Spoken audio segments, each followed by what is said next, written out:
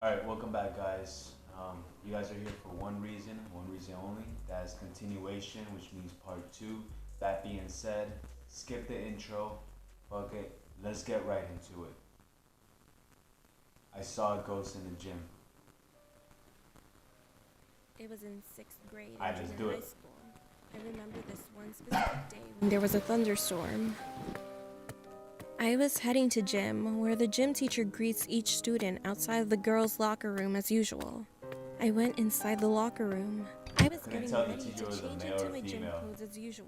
He or she I had noticed at the titties. corner of my eye, a shadow was walking past at the other side of the lockers.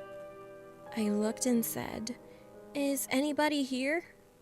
There was no answer, so I took my gym clothes with me and thought stupidly that I should follow where the shadow was heading. I went to the back of the lockers where the shower room was. I Why is opened everybody so every nosy, curtain bro? from Just each don't, shower bro. booth Just except leave. the one in the last. All of a sudden, the light that was illuminating in the back started to blink. Damn. I don't know where my courage came from, but I decided to open the last curtain in the back.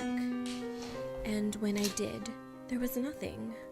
I turned around, but then I heard someone crying in the shower booth. So I opened the other curtain again quickly, but still, there was nothing. It was rather strange to me because at that moment I felt cold. I heard in the distance talking, and it was a few girls walking past. I asked them if they saw anyone who was crying, but they said no. It was literally weird. When all the students arrived, the gym teacher asked one of the girls to open the gym doors. Alright, it's a female. Usually, I'm the one that opens the gym doors, but she decided to let someone else have the turn. We were waiting for her, and then we heard a loud, sharp scream. Shortly, that girl ran into the locker room and cried. We were all confused, and she told us that she saw something, a baby, covered in blood. I went to the gym. The keys were on the floor. The gym door was opened, and I tried to turn on the lights, but they were completely off. I wasn't sure, but thought maybe, somehow it was due to the thunderstorm. I couldn't see anything because it was too dark, and when I stepped inside the gym, I heard crying. It was a baby crying, and it was coming from the stage. I was frozen, but I wanted to check what was going on here. I went closer to the stage, but the crying abruptly stopped and was followed by a crack noise. Then I heard crying from another girl. She was sobbing. All of a sudden, the lights were on. My teacher grabbed me and asked if I was okay. I told her that I heard something but didn't see anything. She looked at me calmly and said, "I know what you're talking about. You're lucky that you didn't see anything." Then she said when she was working late one day, she saw a body floating in the swimming pool which is close to the gym. She thought it was one of the students, so she tried to save that person. When I tried to get to her, Everyone's always trying to be a hero out here. she said. And then she told me there was the ghost of the girl who drowned a few years back. This girl was pregnant and she gave birth in the shower booth. She didn't want it, so she killed the baby by breaking its neck. Later on, she regretted what she did, so she drowned herself in the swimming pool. When I heard the whole story from my teacher, I felt a little bit sad. Homicide and suicide. After that, I didn't see or hear anything, but I'm still wondering what was the shadow I saw in the locker room. And sometimes, it still gives me goosebumps when I think about it, especially the crying of the baby and the bone-cracking noise. If the gym teacher did not come along, would I have seen that ghost of a girl holding the baby? Well, other than that, I just feel grateful that I didn't see anything that would shock me for my whole life.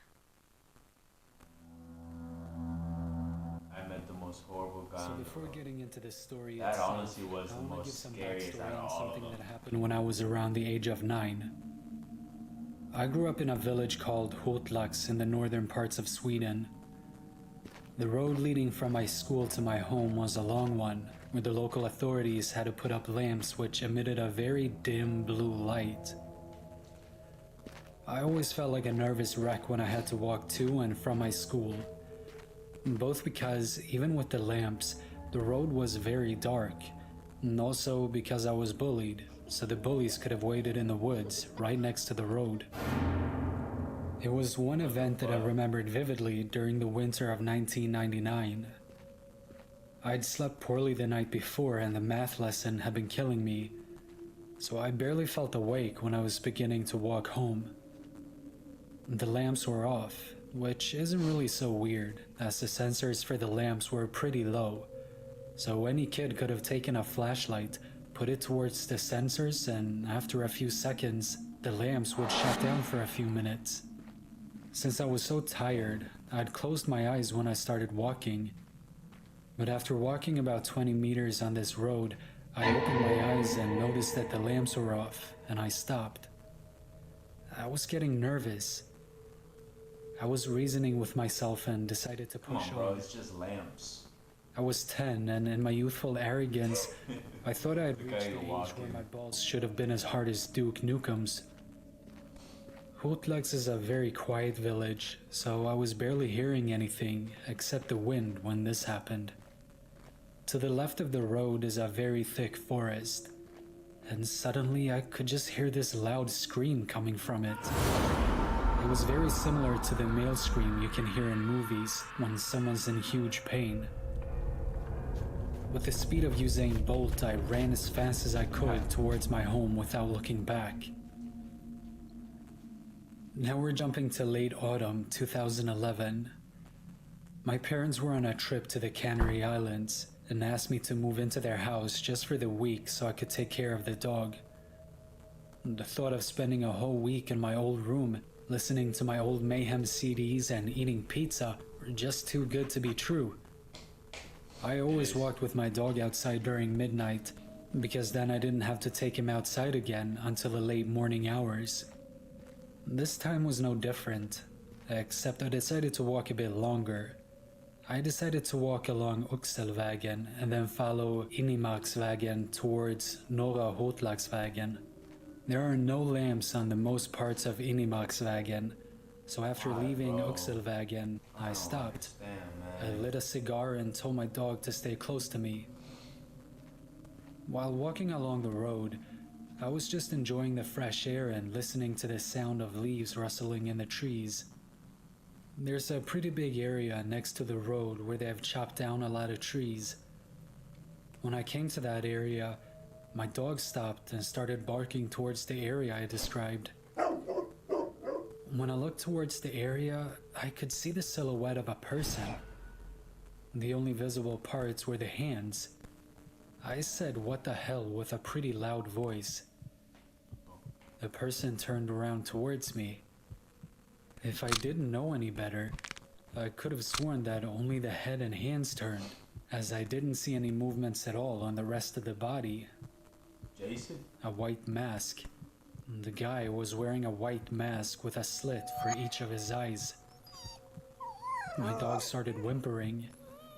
The guy raised his right hand with all of his fingers pointing towards me, and he screamed. Man, I would've cleared it, bro. It sounded like the exact same scream I'd heard as a kid walking home from school that afternoon. What must have been survival instinct, I just started running. Then we left the dog. When I had ran for 20 meters or so, I stopped to see if my dog was still with me, which he was, and then looked towards the spot the guy had stood. He wasn't there. He had moved to the spot where I stood, now with his hands down, but the mask still towards me. I started running again until I got to Norra Hotlagsvägen. I'd never been so scared before. When I stopped, I was crying and my whole body was shaking. And then I walked home. Boy, why'd you stop though, bro?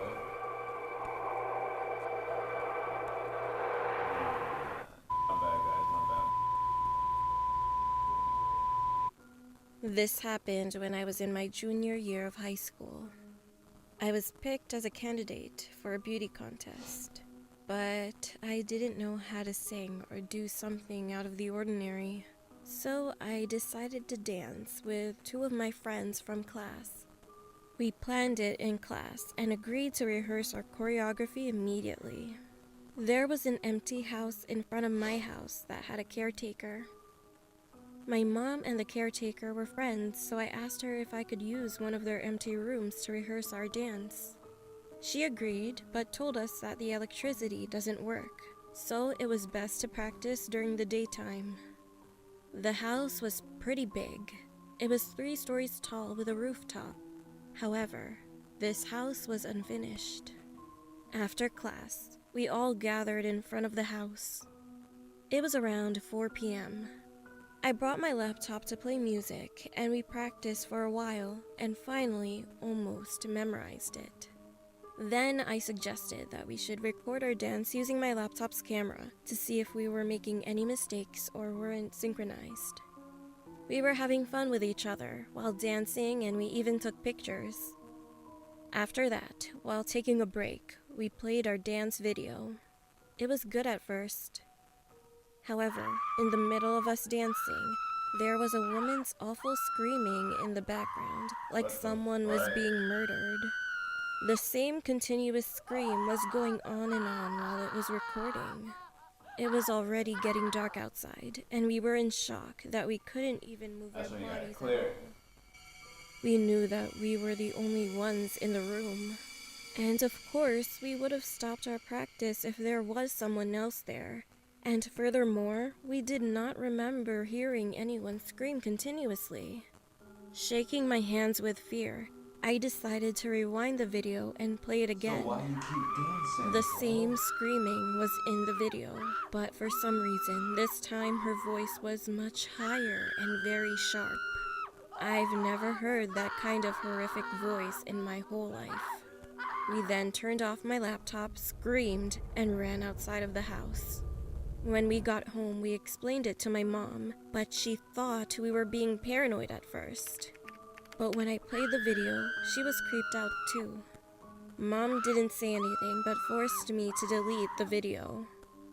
Ever since then, we never rehearse there anymore, and every time I look outside my window, I am scared that I might see the lady behind those screams.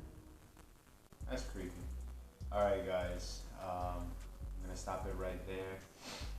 Thank you for watching part 2. Part 3 coming right up. You stayed to the end. Thank you, I appreciate you, I love you, man. Deuces.